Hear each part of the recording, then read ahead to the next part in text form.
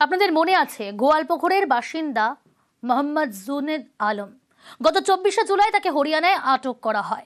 গত 30শে জুলাই সেই খবর আপনাদের সামনে তুলে ধরেছিলাম। তাকে মেরে পা ভেঙে দেওয়া হয়েছিল। এবার সেই ভাঙা পায়ে বাড়ি ফিরে এফআইআর হরিয়ানা পুলিশের বিরুদ্ধে। এফআইআর শ্রমিকের গোয়ালপুকুর থানায় এফআইআর পরিযায়ী শ্রমিক মোহাম্মদ জুনেদ আলমের।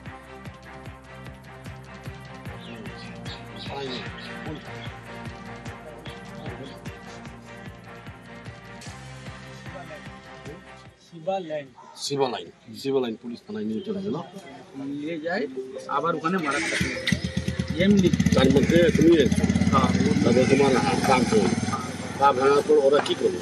নিয়ে গেল 26 রাত্রে 8টায়, রাত্রে 8টা। তারপরে 27 তারিখে ট্রিটমেন্ট করা হয়।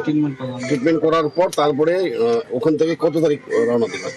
ওই দিনকেই 27 তারিখে ওখান থেকে এখানে রওনা। যাচ্ছে চঞ্চল রয়েছে টেলিফোন লাইনে প্রতিনিধি। চঞ্চল, ভাঙা পায়ে বাড়ি ফিরে এফআইআর করলেন ওই পরিযায়ী শ্রমিক জুনেদ আলম, কি বলছেন তিনি?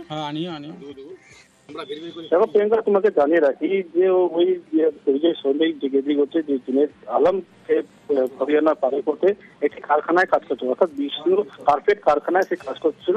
এবং তার অভিযোগ গত 24 জুলাই তাকে হরিয়ানা পুলিশ দুপুরে সেই কারখানা থেকে বাংলাদেশি তকমা দিয়ে তাকে আটক করে নিয়ে যায়। এরপরে লাগাতার 3 দিন তার উপরে নির্যাতন করা হয়, তাকে জোর করে স্বীকারোক্তি করার চেষ্টা করা হয়। স্বীকার না করায় তাকে বেধড়ক মারধর করা হয় অভিযোগ ওঠে এবং সেই পুলিশের মারে তার পা ভেঙে যায়। এরপরে তিনি দেশে বাড়ি ফেরার পর গতকাল আজকে তার পরিবার এবং তার বাবা এবং স্থানীয় তৃণমূল নেতৃত্বকে নিয়ে এবং জেলা পরিষদের যে সহকারী সভাপতি তারপর নিয়ে কিন্তু থানায় গোয়ালপুকুর থানায় যায় এবং হরিয়ানা পানিপথে পুলিশের বিরুদ্ধে সে অভিযোগ করে যে তাকে নির্মম ভাবে অত্যাচার করা হয়েছে, তাকে বিনা দোষে মারধর করা হয়েছে। এই নিয়ে কিন্তু বিচার দিয়ে সে হরিয়ানা পুলিশের বিরুদ্ধে অভিযোগ করেছে। গোয়ালপুকুর থানায় আসি আমরা করতে আছি, এফআইআর করতে। ওখানে পুলিশ মেরেছিল হরিয়ানা পুলিশের, ওই জন্য এখানে আমি এফআইআর করতে আসছি। হরিয়ানা কোথাকার পুলিশ যদি একটু বলুন কি কারণটা? কারণ আবার কি, আমাকে ফ্যাক্টরিতে উঠাই না যায়, বললো কি ওখানে তোমার আধার কার্ডটা ভেরিফাই হবে, কিন্তু ওরা তো আধার কার্ডটা ভেরিফাই করলো না। কিন্তু ওখানে লে যায় 20 পেজের উঠাইলে লে যায়, ওখানে খালি মারতে শুরু করলো আর বলো কি তুমি বাংলাদেশি, মারে পাটা ভাঙে দিচ্ছে। ওই জন্য আমি গোয়ালপুকুর থানায় এখন এফআইআর করতে যাচ্ছি। কোথাকার পুলিশের বিরুদ্ধে এফআইআর করলে? হরিয়ানা পুলিশ। এফআইআর করলাম স্যার।